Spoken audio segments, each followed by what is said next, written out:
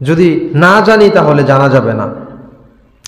এই ব্যাপারে হাদিস শরীফে রাসূলুল্লাহ সাল্লাল্লাহু আলাইহি ওয়াসাল্লামের একটা হাদিস, এই হাদিসটা বুখারী শরীফে এসেছে, মুসলিম শরীফে এসেছে, তিরমিজি শরীফে এসেছে, নাসাই শরীফে এসেছে, আহমদ শরীফে এসেছে। 4-5টা হাদিসের মধ্যে বিভিন্ন কিতাবের মধ্যে হাদিসটা এসেছে।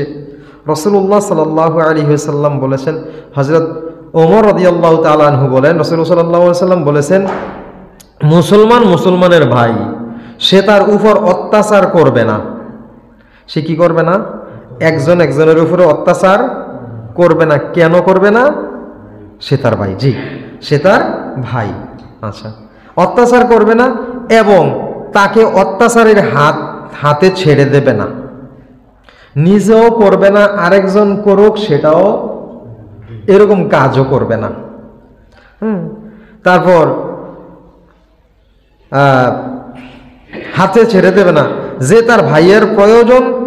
এরপরে বলা হয়েছে, যেই মুসলমান, যেহেতু ভাই ভাই, এক ভাই যদি আরেক ভাইয়ের কোনো প্রয়োজন মিটিয়ে দেন, আল্লাহ তাআলার গায়বী খাজানা থেকে তার প্রয়োজন মিটিয়ে দেবেন।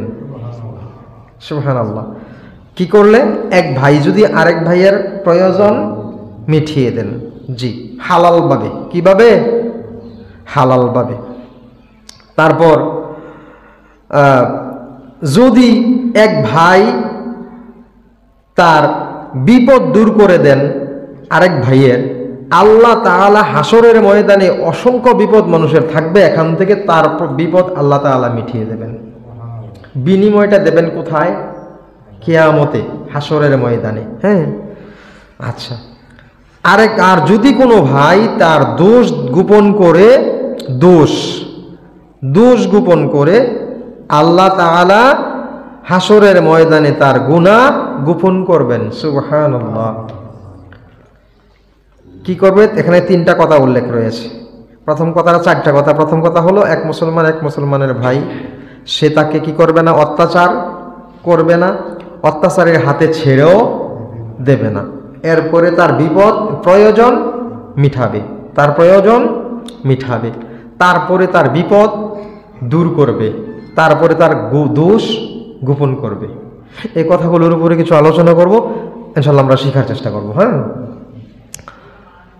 আমরা প্রথম কথাটা, অত্যাচারী হতে দেব না, অত্যাচারের হাতে ছেড়েও দেয়া যাবে না। এখন দেখা গেছে আমাদের মধ্যে অত্যাচার হচ্ছে, আমরা দেখলে না দেখার ভান করে অন্যদিকে চলে যাই। আমি বিপদে পড়বো, তার জন্য আমি বিপদে পড়ব। কিন্তু আল্লাহ রাসূল সাল্লাল্লাহু আলাইহি ওয়াসাল্লাম এই কথা বলেনি, যদি মুসলমান বিপদে পড়েছে, তুমি কি করো? তার সাথে তার বিপদ থেকে মানে অত্যাচারে শিকার হচ্ছে, তার অত্যাচার থেকে তাকে রক্ষা করার চেষ্টা করো। আমরা তো রক্ষা করার চেষ্টা করি না, বরং নিজে আরো পারলে অত্যাচার করি। হ্যাঁ, অত্যাচার করতে থাকি। তো আমরা অত্যাচার থেকে রক্ষা করার চেষ্টা করতে হবে, নিজেও করা যাবে না, আরেকজনকে কি করা যাবে না। আচ্ছা, এখানে কি বুঝলেন? এই কথাটাতে শর্টকাটে আমি বললাম, মুসলমান বলতে বুঝাইছি আপনি এই শিকদার বাড়ির মানুষ বা সরকার বাড়ির মানুষ, আরেকজন কিনা কয় ভুইয়া চৌধুরী বাড়ির মানুষ, সে আপনার ভাই, সে যদি কোনো অত্যাচার, তার উপরে অত্যাচার করবেন না, এমন কথাটাতে এই বোঝা গেছে যে সরকার বাড়ির মানুষ শিকদার বাড়ির মানুষের সাথে অত্যাচার করবে না, শিকদার বাড়ির মানুষ সরকার বাড়ির সাথে অত্যাচার করবে না, এমন নেই। নাকি সমস্ত মুসলমানকে বোঝানো হয়েছে?